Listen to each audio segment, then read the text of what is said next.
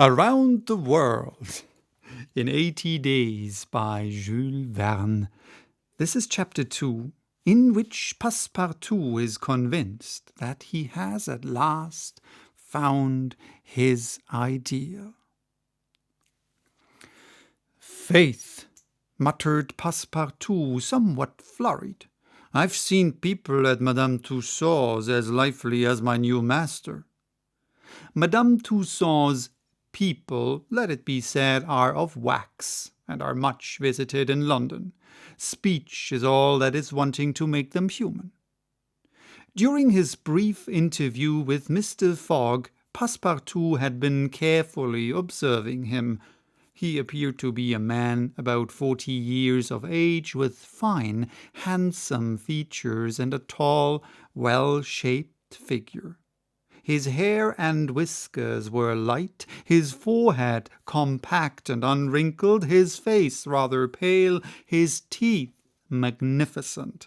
His countenance possessed in the highest degree what physiognomists call repose in action, a quality of those who act rather than talk.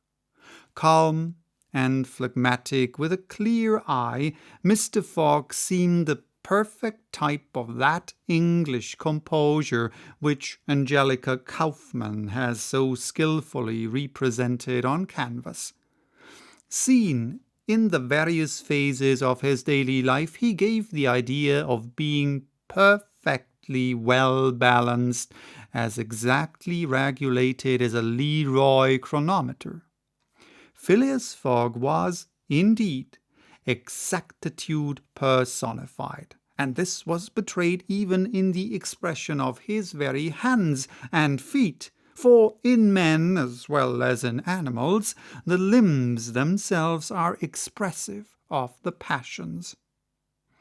He was so exact that he was never in a hurry, was always ready, and was economical alike of his steps and his motions.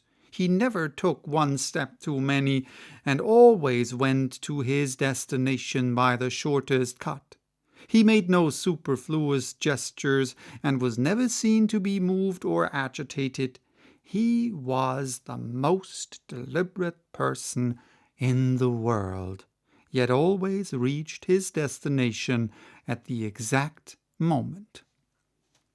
He lived alone, and, so to speak, outside of every social relation, and as he knew that in this world account must be taken of friction, and that friction retards, he never rubbed against anybody. As for Passepartout, he was a true Parisian of Paris. He had abandoned his own country for England. Taking service as a valet, he had in vain searched for a master of his own heart. Passepartout was by no means one of those pert dunces depicted by Molière, with a bold gaze and a nose held high in the air. He was an honest fellow, with a pleasant face, lips a trifle protruding, soft-mannered and serviceable, with a good round head, such as one likes to see on the shoulders of a friend. His eyes were blue, his complexion rubicund, his figure almost portly and well-built, his body muscular, his physical powers fully developed by the exercises of his younger days. His brown hair was somewhat tumbled, for while the ancient sculptors are said to have known 18 methods of arranging Minerva's tresses, Passepartout was familiar with but one of dressing his own. 3 strokes of a large tooth comb completed his toilet. It would be rash to predict how Passepartout's lively nature would agree with Mr. Fogg. It was impossible to tell whether the new servant would turn out as absolutely methodical as his master required. Experience alone could solve the question.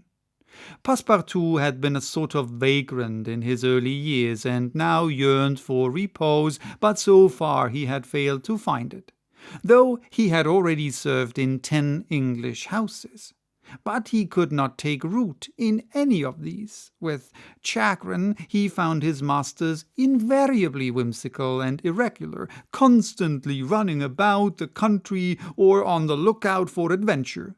His last master, young Lord Longferry, Member of Parliament, after passing his nights in the Haymarket taverns, was too often brought home in the morning on policemen's shoulders.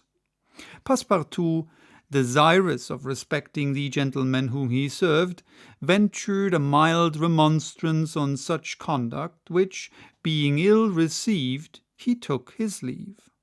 Hearing that Mr. Phileas Fogg was looking for a servant, and that his life was one of unbroken regularity, that he neither travelled nor stayed from home overnight, he felt sure that this would be the place he was after.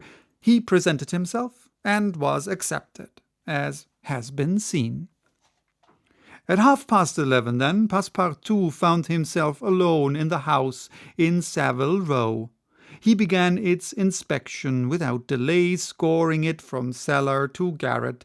So clean, well-arranged, solemn a mansion pleased him. It seemed to him like a snail's shell, lighted and warmed by gas, which sufficed for both these purposes. When Passepartout reached the second story, he recognized at once the room which he was to inhabit, and he was well satisfied with it. Electric bells and speaking tubes afforded communication with the lower stories, while on the mantel stood an electric clock, precisely like that in Mr. Fogg's bedchamber, both beating the same second at the same instant. "That's good, that'll do," said Passepartout to himself. He suddenly observed, hung over the clock, a card, which, upon inspection, proved to be a program of the daily routine of the house. It comprised all that was required of the servant from 8 in the morning, exactly at which hour Phileas Fogg rose, till 11:30, when he left the house for the Reform Club, all the details of service, the tea and toast at 23 minutes past 8, the shaving water at 37 minutes past 9, and the toilet at 20 minutes before 10. Everything was regulated and foreseen.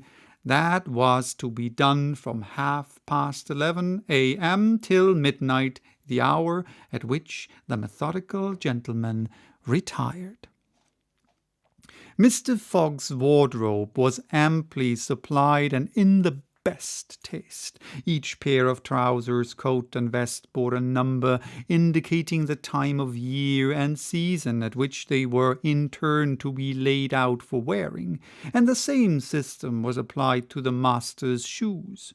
In short, the house in Savile Row, which must have been a very temple of disorder and unrest under the illustrious but dissipated Sheridan, was coziness, comfort, and method idealized.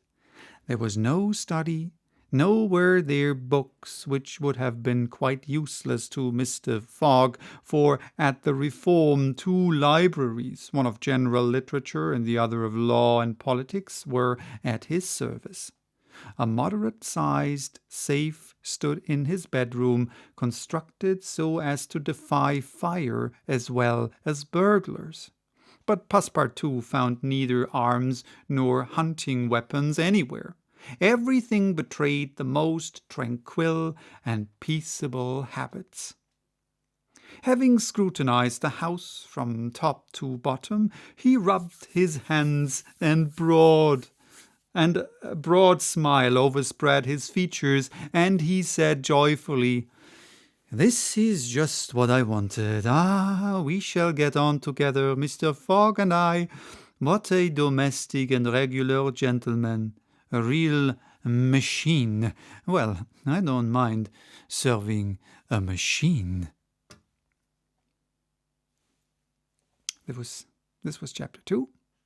Bye-bye. Till next time with chapter 3, titled in which a conversation takes place which seems likely to cost Phileas Fogg dear.